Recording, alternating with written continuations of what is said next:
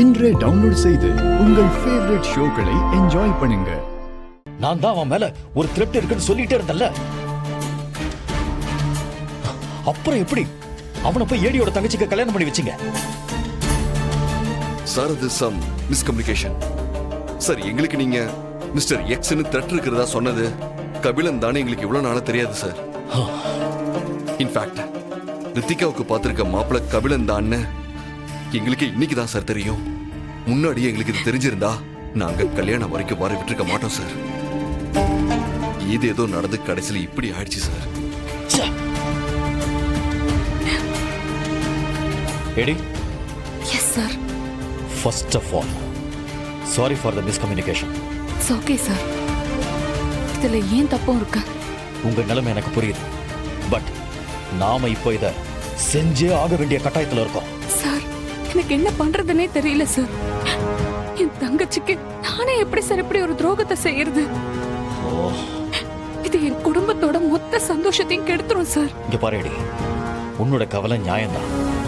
ஆனா இது வரைக்கும் கபிலன் பண்ண தப்புக்கு அவனுக்கு கிடைக்க வேண்டிய தண்டனை கிடைச்சு அவன் திரும்பி வாழ்றதுக்கான வாய்ப்பு இருக்கு. ஆனா உன் வாழ்க்கையோட லட்சியமே உன் அம்மாவை பத்தின உண்மையை வெளியே கொண்டு வந்து அவங்க மேல எந்த தப்பும் இல்லைங்கிறத ப்ரூவ் பண்றது தானே. இங்க பாரு, அதுக்கு நம்ம கிட்ட இருக்கிற ஒரே வழி அந்த வர்மாவை பிடிக்கிறது மட்டும்தான். இன்னைக்கு உன் லட்சியம் நிறைவேறதுக்கு நேரம் கை கூடி வந்திருக்கு. அதுக்காக சில எமோஷன்ஸை நீ கண்ட்ரோல் பண்ணி தான் ஆகணும். ஏடி, வர்மா இன்னைக்கு அங்க வர்றதுக்கு கண்டிப்பா சான்சஸ் இருக்கு. எப்படியாவது ஹார்ட் ஒர்க் பண்ணி நீ அவனை பிடிச்சி ஆகணும். சொல்றது புரியுதுல்ல? Yes sir. அயலிங்கிறது நீ உன் குடும்பத்துக்காக போடுற வேஷம். ஏடிதான் உன்னோட ஒரிஜினல். அதை நீ எப்பவும் மறந்துடக்கூடாது. கம் ஆன் ஏடி, டோன்ட் கிவ் அப். நான் அப்புறம் உனக்கு கால் பண்றேன். ஓகே? Okay sir. ஐலி, உன்னால முடியலன்னா விட்டுரு. இந்த தடவை நான் பாத்துக்கிறேன்.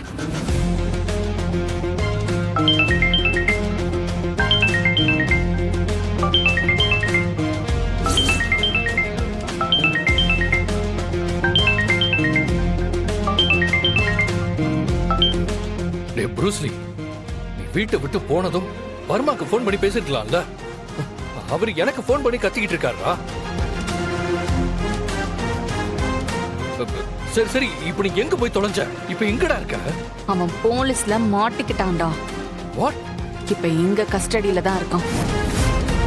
அடுத்து நீதான்.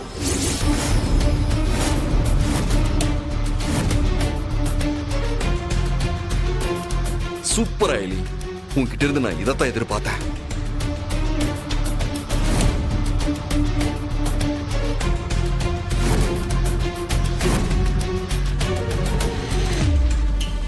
அந்த வர்மா மட்டும் இன்னைக்கு இங்க வந்தான், அவன் வெளி உலகத்தை பாக்குறது இதான் கடைசி நாளா இருக்கும்.